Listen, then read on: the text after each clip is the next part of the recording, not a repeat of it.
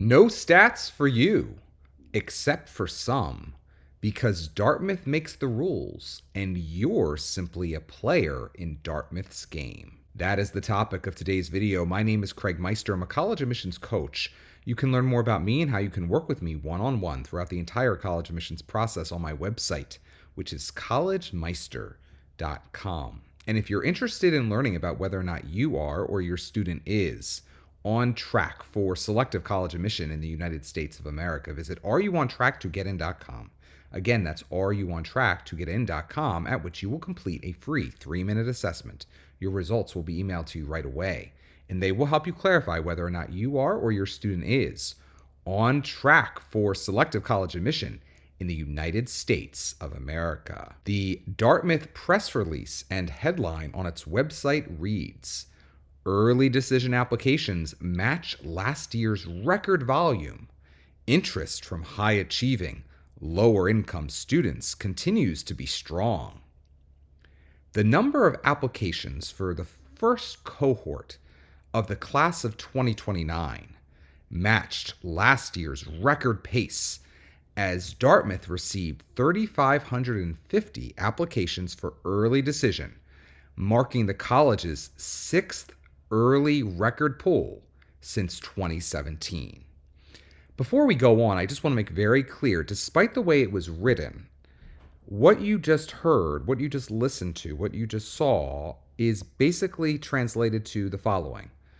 Dartmouth received the same number of applications for early decision in fall 2024 as it received in fall 2023. So despite the talk of records and the pace keeping up or matching this, it basically was flat. It continued to be the same numbers for ED in fall 2023 as it was in fall 2024. The first offers of admission to the incoming class were extended to students on December 13th, 2024. When early decision results were released, the deadline for regular admissions was January 2nd, 2025, with those decisions to be released on March 27th, 2025. And in the first year of early decision admissions, since Dartmouth led the Ivy League in choosing to reinstate testing, 95% of those offered early admission on Friday, the 13th of December, have an SAT or ACT score at or above the 75th percentile of test takers at their high school. Quote, "We consider test scores in the context of the applicant's school and community and the environmental factors associated with that location," end quote, says Lee Coffin, Vice President and Dean of Admission and Financial Aid. Quote, "Local counts. That's how we read each file," end quote. Now, again, to translate what I just read, Dartmouth has made the conscious decision when going back to being a test-required institution that it will review SAT and or ACT scores equitably, subjectively, frankly. That's really the fancy word is equitably here, but really they're going to be looking at SAT and ACT scores. These are scores from standardized tests subjectively. That's how they're going to be looking at it at Dartmouth. That's what they've decided. They announced this many months ago when they announced they were going back to being a test-required institution. They are not looking at standardized tests objectively. They are looking at standardized test scores subjectively. The pool of applicants for the class of 2029 represents a 71% increase in early decision applications since Dartmouth last required testing in 2019. In June 2020, during the COVID-19 pandemic, the testing requirement was suspended as many students were not able to take the SAT and ACT exams.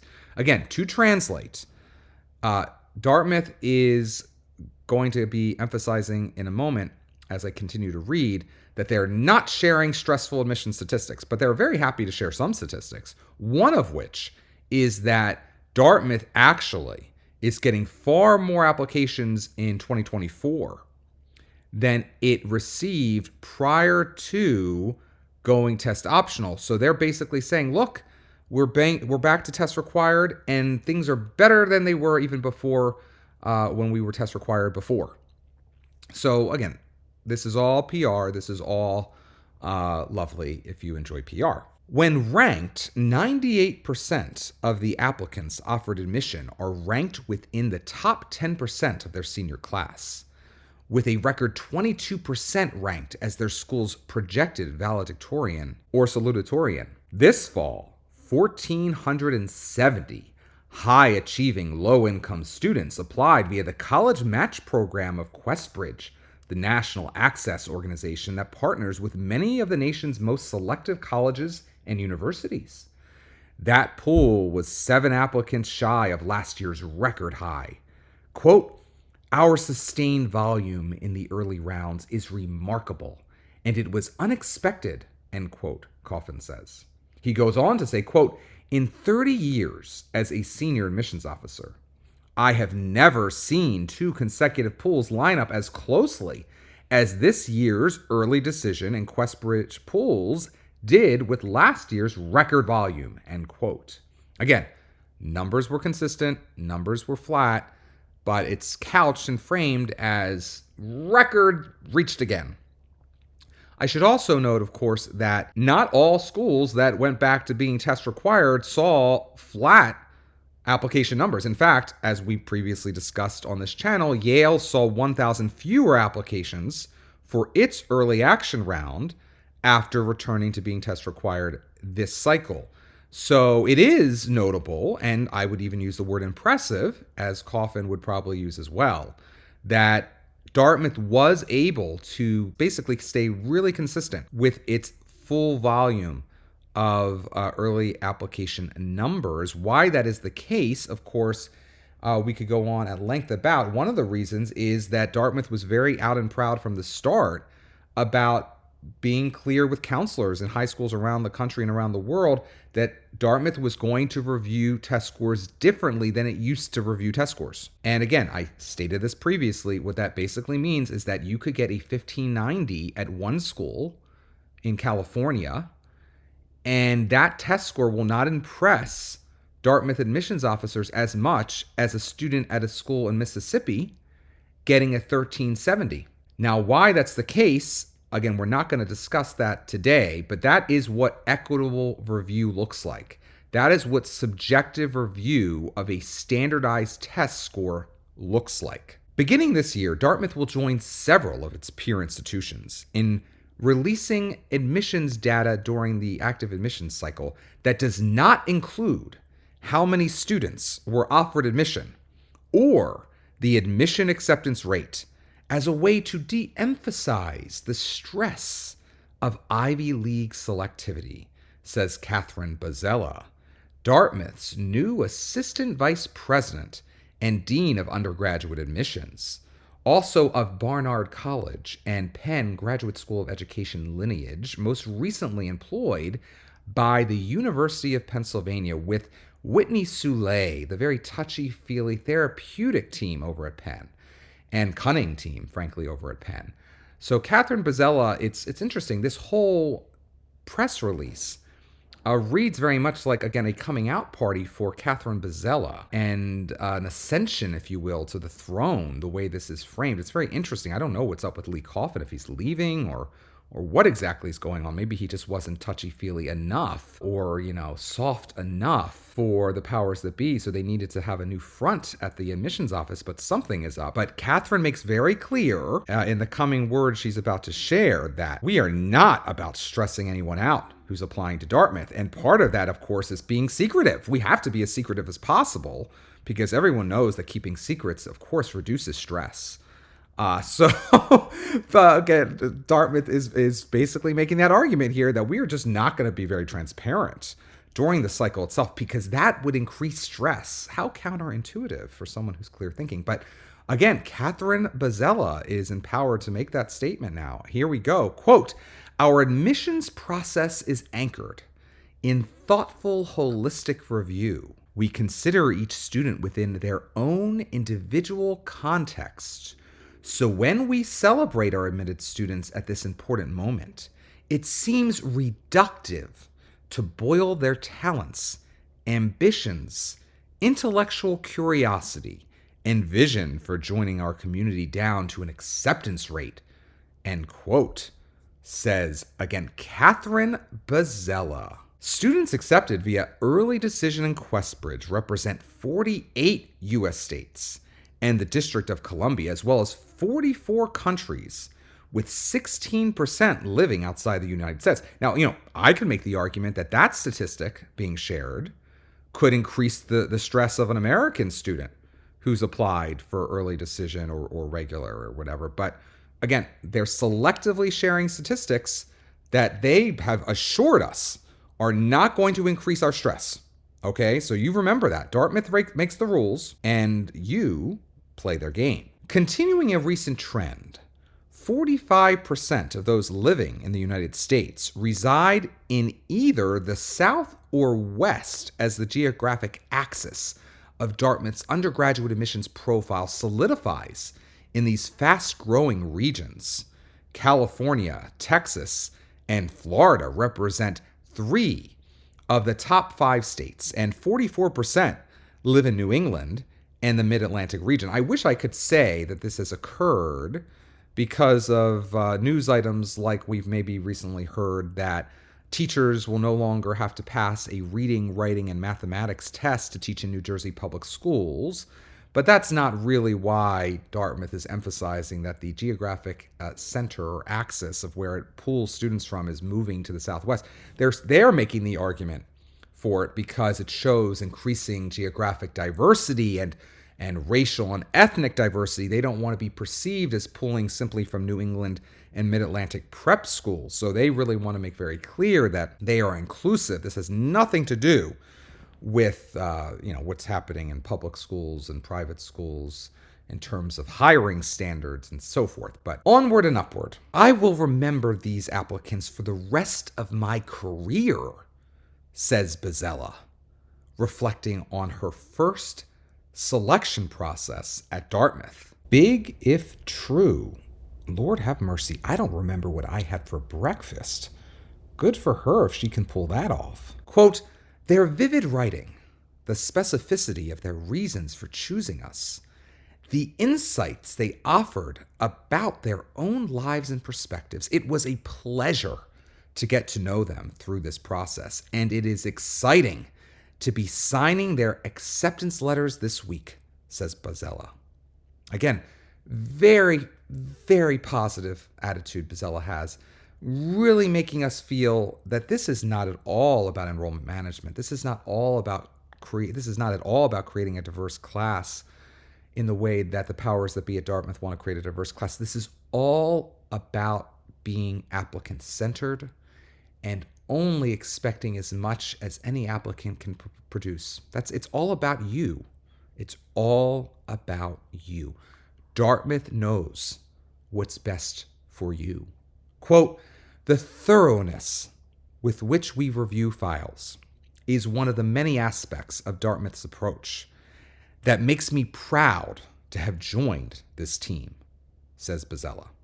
Dartmouth's ongoing investment in need-based financial aid continues to enhance the demographic profile of the incoming class. Again, look at the word choice, enhance the demographic profile of the incoming class. So again, there's subjectivity laced into that. By having more need-based financial aid, they are getting more of a certain economic level in this context, and that's an enhancement. That's fine to call that an enhancement if that's your perspective, but that's certainly a loaded and subjective term, and it of course would increase the stress of someone who's maybe upper middle class or wealthier hearing that, because that shows and proves, again, that Dartmouth is trying to get more lower middle income and lower income students on campus. The preliminary, and they're equating that with an enhancement to the overall quality of the student population. The preliminary average scholarship for the early cohorts is a record $73,000, and 25% qualified for a financial aid package without a parental contribution at all, due to ongoing delays with the free application for federal student aid. a very well-run federal program, of course, aka FAFSA. The number of Pell Grants, the number of Pell Grant recipients is unconfirmed at this time, but Dino Koff, Assistant Vice President and Executive Director of Financial Aid, predicts a strong cohort that aligns with last year's early result. Some 18% are first-generation college-bound, 56% attend a public or charter high school, 10% a school that enrolls 50% or fewer of its graduates to a four-year college. In the first year since Dartmouth joined the Students from Rural and Small Town Partnership, 15% have a rural background, 11% are the child of a Dartmouth graduate, and a quarter of all legacy acceptances have two Dartmouth parents. So again, it would be reductive to share too many statistics, but Dartmouth has just shared a good number of statistics with us about the makeup of those individuals who have been accepted early decision for its class of 2029. I should just also note the whole mention about class rank earlier on in this press release is very interesting because, 56% attend a public or charter high school, as we just read. That means almost half don't. And we all know that private schools, by and large, no longer rank. So the whole thing about those high schools that have ranked are the students who've been accepted as this valedictorian and the top this percent of the class. That means relatively little when half your class is coming from schools that absolutely do not rank. And frankly, even a huge number of public schools are increasingly not ranking students. So again, Dartmouth has shared with us what it wants to share with us, and that is their right at this time. They're not being currently sued, so there's no discovery currently in process. Maybe at some point soon they will be sued, because even McDonald's is retiring setting aspirational representation goals. So maybe at some point Dartmouth and other higher education institutions will catch up to the fact that in the United States of America, you're not supposed to discriminate on the basis of race or ethnicity, but Dartmouth's doing what it wants to do right now. It's out there on a limb. Times are changing, and they're changing fast. We will see if Dartmouth can keep up or get stuck in the past. Now, let's say you finished your Common App to Dartmouth, and you want to know if it's as strong as possible, and whether or not, in its current condition, your chances of admission to Dartmouth are impressive, inconclusive, or inadequate. You need my pre-read. Getting my pre-read now means having me review your entire application, just like an admissions officer or admissions committee. We'll review it later and receiving by email no later than the time you reserve a comprehensive report highlighting what's working and what's not on your full Common App and your Dartmouth Common App supplement. If you've already submitted your Common App to Dartmouth, my pre-read will prepare you for what I deem to be your likely admissions outcome at Dartmouth College. If you've yet to submit your Common App to Dartmouth, my pre-read may motivate you to make adjustments to it before your deadline. To purchase my pre-read now, go to mypreread.com. Again, that's mypreread.com. If you enjoyed today's video, please give it a thumbs up and consider subscribing to my channel. If you'd like to work with me one-on-one throughout the entire college admissions process, go to my website, which is collegemeister.com. I would like to congratulate my Simply Meticulous student who did get into Dartmouth early decision this fall. Congratulations to you on December 13th. That was a very happy day. It was the anniversary of when I got into Penn a quarter century ago. And to the rest of you, I wish you the very best in 2025. Until next time, stay safe, stay well, and most importantly, stay stress-free throughout the entire college admissions process.